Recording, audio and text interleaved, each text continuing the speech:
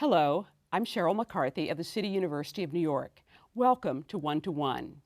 Each week, we address issues of timely and timeless concern with newsmakers and the journalists who report on them, with artists, writers, scientists, educators, social scientists, government leaders. We speak with each one to one. I'm delighted to welcome Jenny Morgenthau, Executive Director of the Fresh Air Fund, to the program today.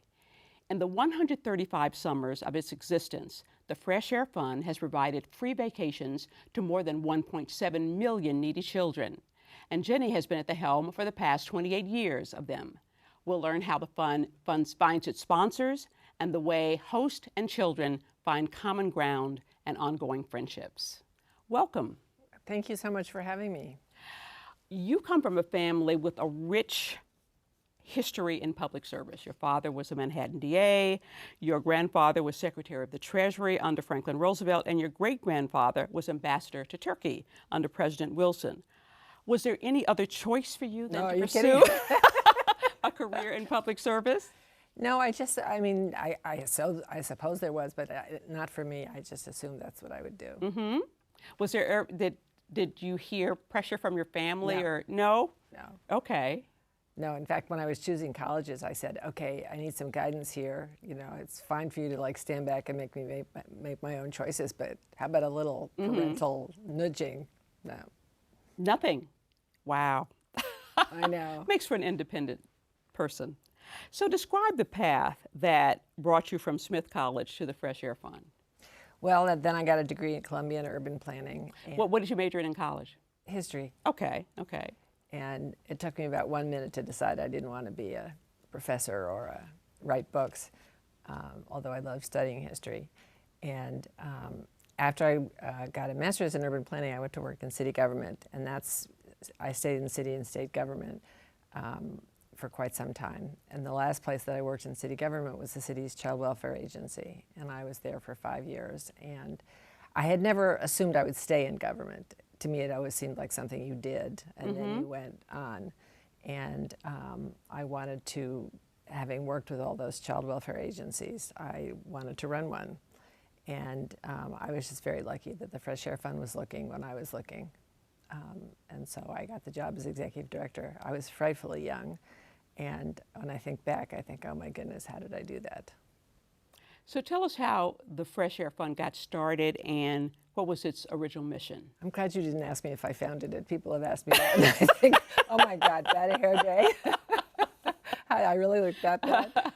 It was founded in 1877 by a minister, the Reverend Willard Parsons, who had worked on the Lower East Side and had seen the slum dwelling conditions firsthand. And particularly, there was a lot of tuberculosis and other urban ills. And in those days, of course, a trip to the country meant going to Brooklyn, which was a different city in those days. They didn't become part of New York City till 1898. So he got this idea. Then he was transferred to a small rural parish in Pennsylvania, and he made a sermon on June 2nd, 1877, and he asked his parishioners to invite a city child out to visit.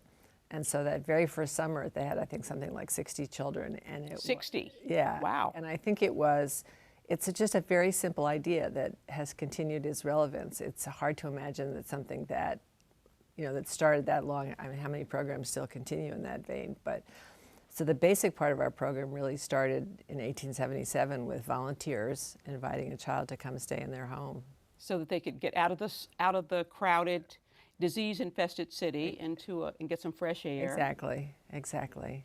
Now, at that time, there were a lot of poor children, packed together in tenements and all kinds of diseases that are more or less extinct now. So has the mission changed in the last 135 years, or is it still essentially the same? Well, it's not so much about disease anymore, but it is about, it's about children being children and needing a place to play and be a child in a safe place. And I mean, many more wonderful things happen than just that, but I mean, it's, about children meeting new people and making new friends and having new experiences, in a safe environment and hopefully a cleaner environment. Your family had a farm in Fishkill, right. New York. Did your family ever host any Fresh Air Fund kids? Nope. No? Okay. You made up for that. Right. Describe how you find the children and what are the qualifications to be a Fresh Air Fund kid. Well, the qualifications are basically that the parents are poor or of low income. It used to be that most of them were on public assistance, but nobody's on public assistance anymore because they all get kicked off. So, I would say it was the working poor. Right. We have relationships with about 90 social service and community organizations located in the 5 boroughs. And we help them with flyers and doing publicity and trying to get the word out in the neighborhoods that these agencies can sign up Fresh Air Fund kids. And in the last couple of years, we've been making a huge effort to reach out to new immigrant groups. So our flyers are now in about 12 languages. And it's been really exciting. And it's also sort of shifted where we're looking for children. There are now more children come from Queens and continue to come from Brooklyn, where all these immigrant communities typically are. And where it started out, a lot from Manhattan primarily. Right. What is the age qualification? Children can go to stay with a host family when they're between the ages of 6 and 12, and about 2/3 of the children are reinvited by the same host family, and they can keep going till they're 18. Oh, really? Yeah. So when you go to the bus station, you see some hulking teenagers. Wow. It's like you want to talk to the little kids. What do you like best? And they're perfectly happy to talk to you. But the 16-year-olds are like, meh. Yeah. Kind of monosyllabic, but. So there are basically two components to your program. There's the host families, and then there are the five camps that you run in upstate New York. Tell me about the Friendly Town program, which is the host family program. Well, as we discussed, it's very old, and it's the original part of the program. And we have a network of volunteers who basically run the program, and we send children to 300 communities in 13 states and Ontario, Canada. And in every community where we send children, we call it a friendly town. And there is a committee of volunteers, usually women, who run the program in their area, and they recruit hosts and interview them and screen them and sort of are in charge during the summer while the kids are out. And then we have people in the office who interact with them, and we have social workers 24/7 and all kinds of people to help them if they need help. What's the farthest state where you send kids to? They go from Maine to Virginia and okay. A little bit of Ontario, Canada, near Niagara Falls. Okay. And how does one qualify to be a host family? Really, you just have to have a little room in your heart and a space in your house. Mm-hmm. It's, our host families come in all sizes and shapes. And I mean, the typical host family, if there is such a thing, most host families start when their own children are young, because they know this about people having children, reinviting children for years and years. And they tend to be 2-parent families and, with 1 or 2 little children, but that's not required. And, we have plenty of single parents and gay couples and, you name it, we have it. Do you have gay couples asking for gay children, or just how does that, or just children, or or both? I think they just ask for children. Okay. People can ask for, a boy or a girl and an age range. Okay. And you also place children with special needs? We do. Sometimes there's a host family that will ask. Maybe they're a special ed teacher, or they have a special needs child themselves, and they will, request a child, a hearing impaired child, or somebody, with some other kind of disability, and then we'll try to match them up. We also, one of our 5 camps is for physically challenged children. Okay. Now, the summer placements with families, is that for like 2.5 weeks? Is that the duration? They go for 2 weeks. Okay. Although we do have some 1-week programs for people who prefer to just have them for a week. And those are typically in the tri-state area where people have second homes, and they don't necessarily have a whole 2 weeks off during the summer. And those people can make their own transportation arrangements so they can. And do all the kids go for the same 2 weeks, or No. are they staggered throughout the summer? No, it's mind-boggling. Every day we have trips Somebody going out. off. We have people leaving. And then after 2 weeks, every day we have people leaving and returning. So, to get that many children out and back takes all summer. Wow, wow. Tell me about the camps. Does this tend to be the children's first experience in a sort of natural setting other than a city park? I think so. Some kids, when they get off the bus, are pretty surprised. They're like, oh my goodness. And it's very wooded, and very rural.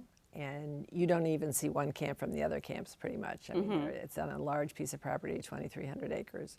And the camps are very spread out.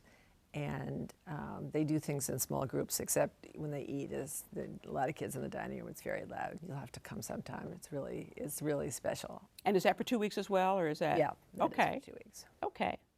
We're going to take a short break. Then we'll be back with more with Jenny Morgenthau, Executive Director of the Fresh Air Fund, right after this message.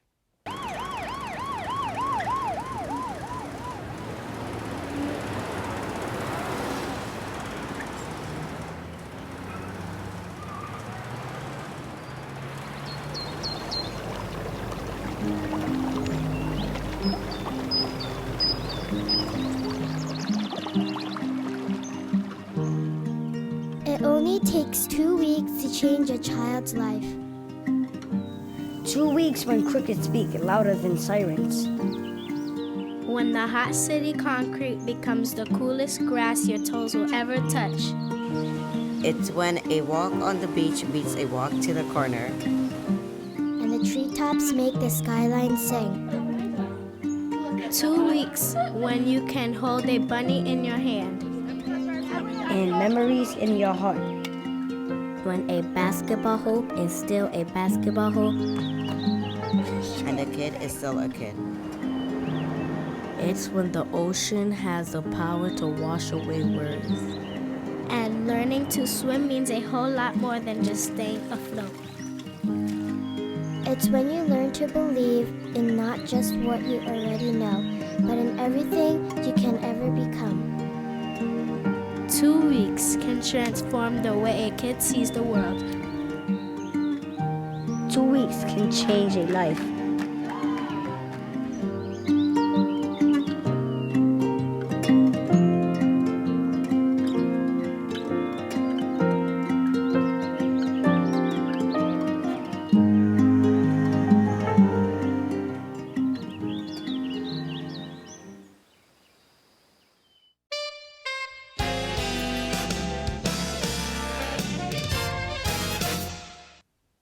Welcome back to One to One.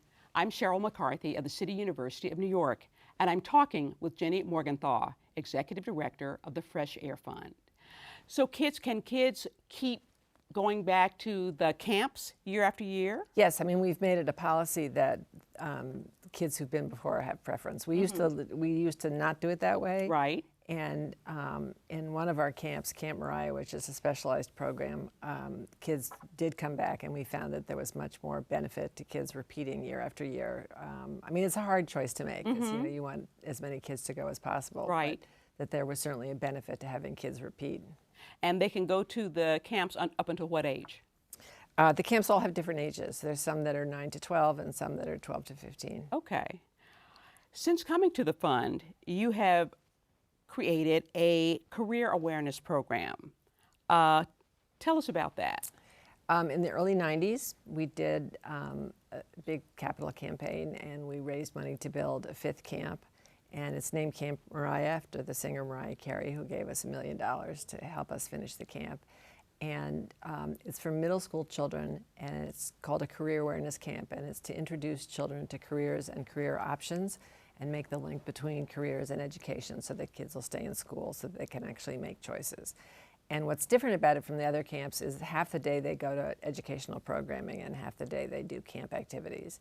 And it's also a year-round, it's longer, it's 4 weeks instead of 2 weeks. And it's year-round. They come back for weekends in the fall and then in the spring. And then we have a whole series of activities in the city after school. They come for tutoring and job shadowing and mentoring. And so our office is basically full every night. And when they graduate from career awareness, when they're ready to go to high school, we have a group for they named themselves the Preoccupations Club, which is kind of cute. Those are kids who are in high school. And we do also with the middle school kids, we have an educational coordinator who helps them get into secondary school. Because as I'm sure you know, getting into school, getting into high school in New York is enormously complicated. Right. It gives me a headache every time I listen to somebody talking about it. It's very complicated. And there aren't enough guidance counselors to go around. So we meet with the parents and we meet with the children and talk to them, try to help them figure out where they want to apply. And then with the older kids, we still do tutoring and job shadowing, and we do essay preparation and SAT preparation, and we mock job interviews and talk to them about internships, and we also help them get into college. Mm-hmm. So it's really expanded a lot since Yeah, 1877 definitely in terms has. of the But, kinds of things you do.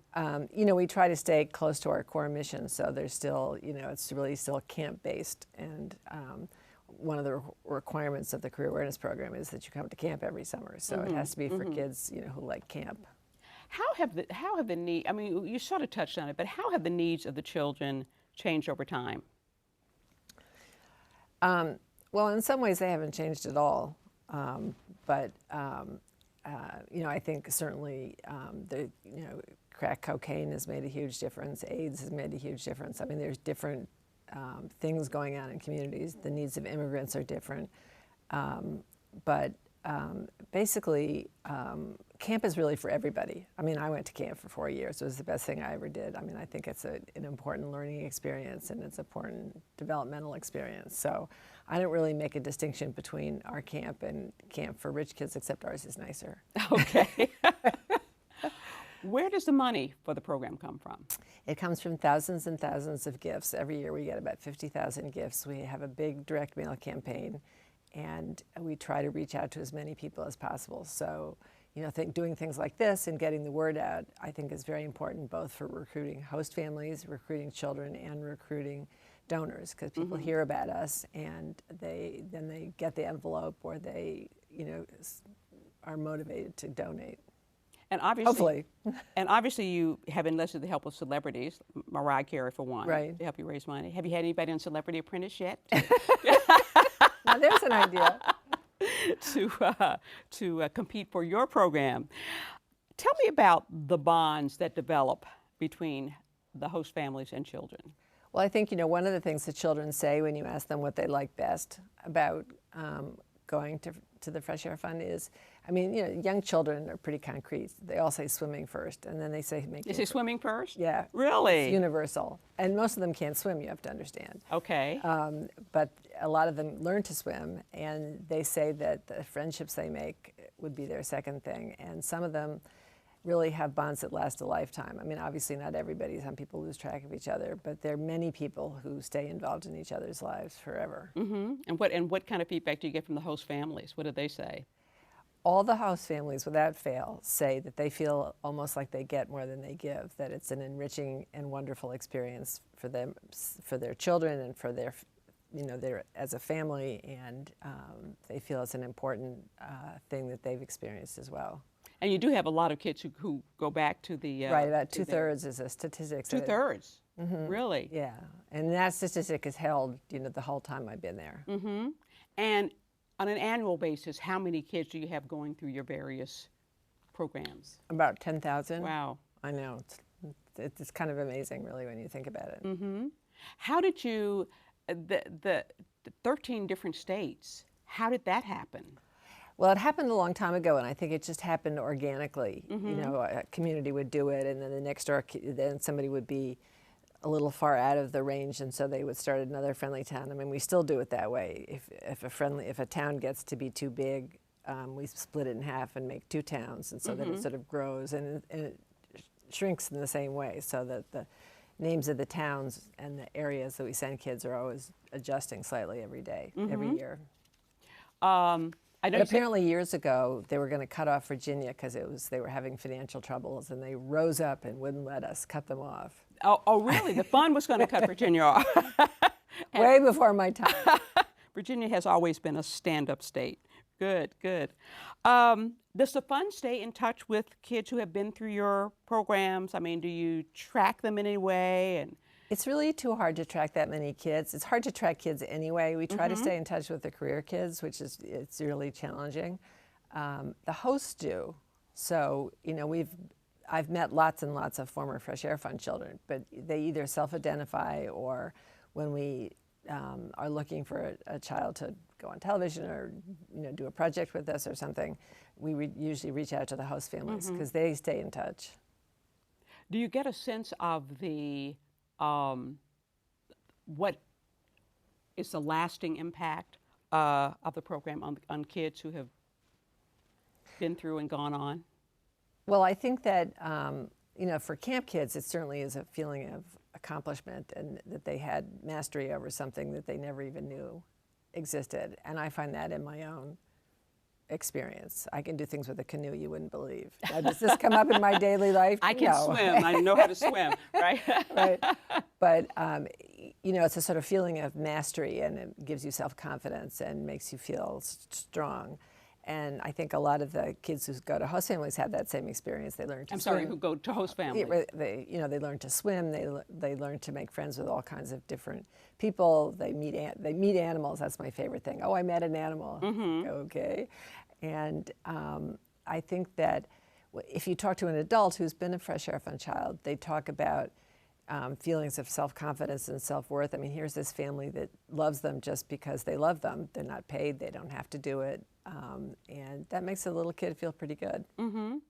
When going back to your matching up kids with the host families, is it just, the families sometimes request a child of a certain age, or? They request a certain age and either boy or girl. And that's, okay. And it usually has something to do with the age ranges of their own children or what they think is a good idea, or, everybody has a different take on it. Right. What's the most rewarding aspect of your work with the fund? I think it's, talking to children, and I love going to the bus station and talking to kids and their parents about what they're looking forward to and hearing about how much fun they have.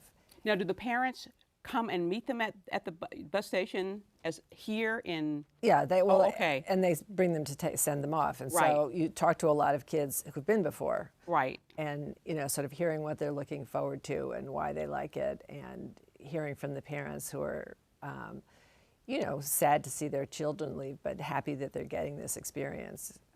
And I think that's pretty much my favorite experience of the year. Now just you've getting the feedback. You've have led a big capital campaign since you came on, probably several big capital campaigns. What do you see as next for the Fresh Air Funds? Well, I think in the short term, the thing that I want to do next is really establish this college program. We've been sort of helping kids get into college, but we don't have a full-time person who does it. And I'd like to not only help them get into college, but help them stay there, because I think a lot of programs focus on getting kids in, but I want to create a system where we have volunteers and people who stay in touch with those kids while they're in college, because many of them either don't have two parents, or they don't have involved parents, or they have parents who are not capable of performing that function.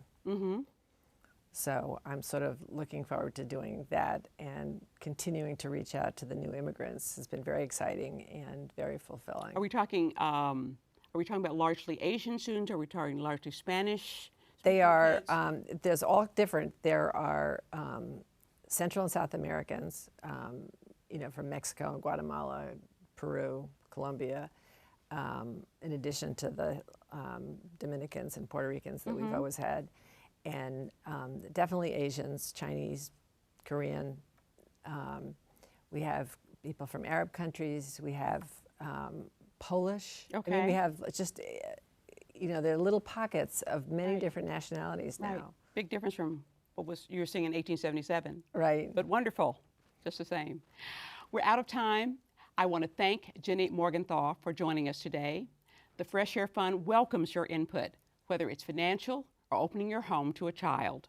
Why not visit the Fresh Air Fund's website at freshair.org or call 212-897-8900. For the City University of New York and 1-to-1, I'm Sheryl McCarthy.